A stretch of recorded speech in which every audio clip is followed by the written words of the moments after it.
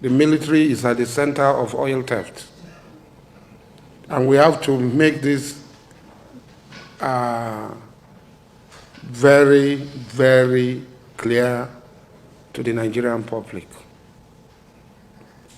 99% of oil theft can be traced to the Nigerian military, the Army and the Navy especially.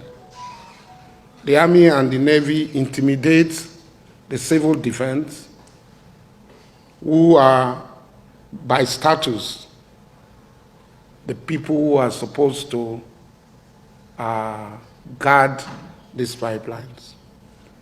They receive a lot of money from NNPC, PCL, and the IOCs, and just across the corner, you will see a houseboat. A few meters from the houseboat, you will see an oil bunkering refinery or tapping directly from oil well heads. It is very pathetic now. What is happening in the Niger Delta in the past 8 years was unprecedented in the history of oil production anywhere in the world. The vandals do not only attack the pipelines, they have migrated from the pipeline and have gone directly to the oil well heads, and they take directly from the oil well heads. They set up haphazard facilities they call local refinery, artisan refinery. This is crime against humanity, because the livelihood of the people is being totally destroyed. The livelihood of the people is totally destroyed. And every meter you see a naval houseboat or an army houseboat stationed. So the main culprits are the Army and the Navy. And there are notorious naval commanders who are known to be kingpins of these bunkering activities.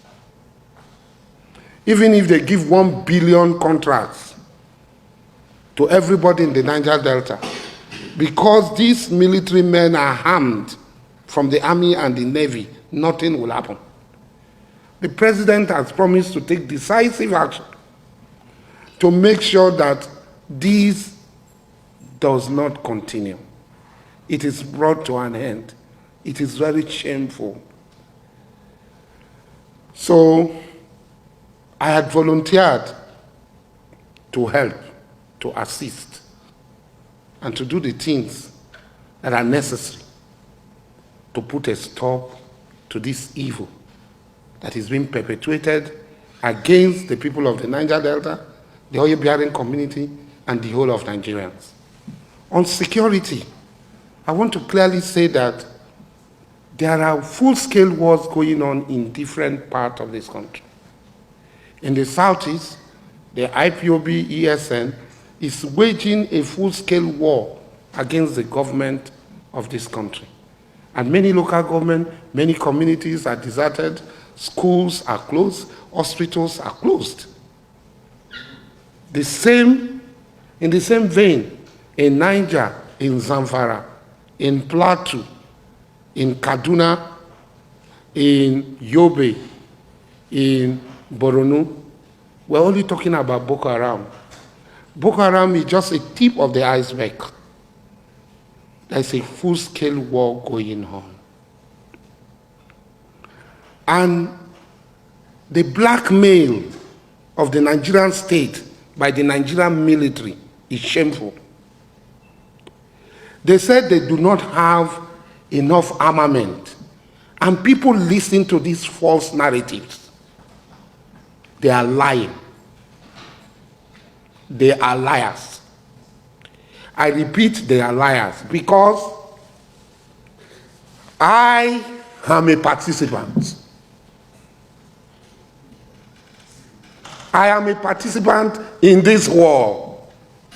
I fight on the side of the government of the Nigerian state, in Plateau, in Niger, in Anambra, in Imo, in Abia, and in Rivers State, and in Abuja. Today you are traveling to Kaduna on this road. It's not the army that made it possible to travel for you to travel to Abuja or travel to Kaduna, vice versa. It is my men employed by the government of the Nigerian state, stationed in Niger. Today you go to Baga, you go to Chirolo, you go to Wase. We have lost so many men, and we do not use in all this engagement. We don't even have 1% of the armament deployed by the Nigerian military. 1%. And we have had resounding success. So these black men must end. They have enough resources to fight. Instead of fighting, they are busy stealing. They are busy making the government to spend unnecessarily. Where is Dogo today? Who was terrorizing Niger, Kaduna? Where is Dogo today? He's nowhere. Because he had been served his dish that he was serving other people. So, well, let us be able to support the government and don't listen to these false narratives. Because somebody must tell the truth. If we don't have arms, an average person is carrying 2 magazines of AK-47 bullets. The Nigerian army is carrying inside their truck 20, 30 cans. 2 magazines of AK-47 is 25 rounds of ammunition. 700 or 750 make up a can. They call it sardine. And they have 20, 25, 30 in their distance. They will leave on slight attack. They will abandon these weapons for the bandits, the insurgents to take them, to capture them. So in actual fact, the insurgents are harvesting from the Nigerian military and police to further their insurgency. And most of these people, are they actually insurgents? They are mere criminals. They are mere criminals. You go to some camps, you'll find 200 vehicles stolen from people. Who are the owners of these vehicles? They cut these vehicles into parts, they sell them. You go to some places, you find that human beings' parts are being brought out, they are put in coolers and sold. Woman organ trafficking, etc., which the governor of Anambra State, Soludo, has also attested to it in one of his interviews. So what I'm trying to say is this. I, as a person who is in the know, I have given, even before the president came, I knew that we had never had any person like him aspiring for this position. I'm not flattering him now. I said it before the primaries. I said it during the course of the election. I said it after the election. So all the forces of evil and darkness came together to fight to make sure that Ahmed Bola Tinubu did not become president of Nigeria. Because they are benefiting from the institution failure that is going on. Why is NDDC not working? Because there are people from here who go and collect all the money from NDDC. All the money. The NDDC MD and the board members only want to survive. Let me just take my bread and water. Let them not sack me. So they take all this thing. At the amnesty program, it's the same thing. They just go collect everything. And it is the people that are sitting there that suffers. How can somebody say 500 billion a month? You are using it to lift people out of poverty. Do you know how many industries that will set up?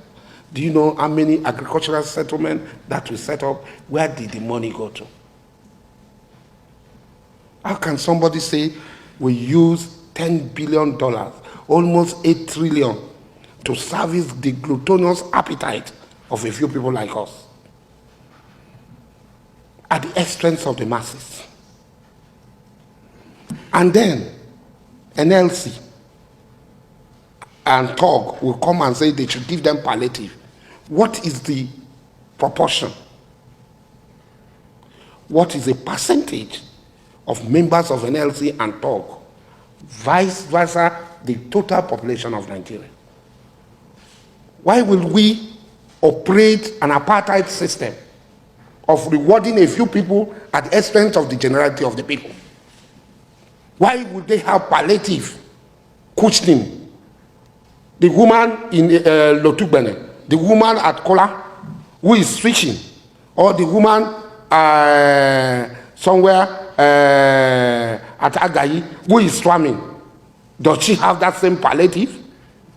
Have we not been having this palliative? Did we not have PTF? Did we not have this road maintenance, what do they call it? FEMA? They are all conduit pipes. They achieved nothing. They are conduit pipes. The president should not listen to such advice. Channel the money to fix our education. Channel the money to fix our health, fix our road, fix our agriculture. Don't tell me that they are going to give loan. Agricultural loan is being given by the central bank. How many people access it? A few people. They access billions. Do they pay back? Aviation loan is there. Somebody is giving $10 million US, $20 million US, $100 million US as loan to cushion the effect of who? How many Nigerians travel by air? Why will we carry the gluttonous appetite of Nigerians, of a few Nigerians who are not even up to 1%, and put it on the generality of the people? The president is a firm person. I know him. Everywhere I went to campaign, I always say, if Ahmed Bola Tinubu fails, hold me responsible. Because I had known him. I can stand in the gap and say, this is Ahmed Bola Tinubu. I can take bullet for him. And I came today just to say hello and to encourage him and to say we are with him. And inshallah ta'ala, he's going to succeed.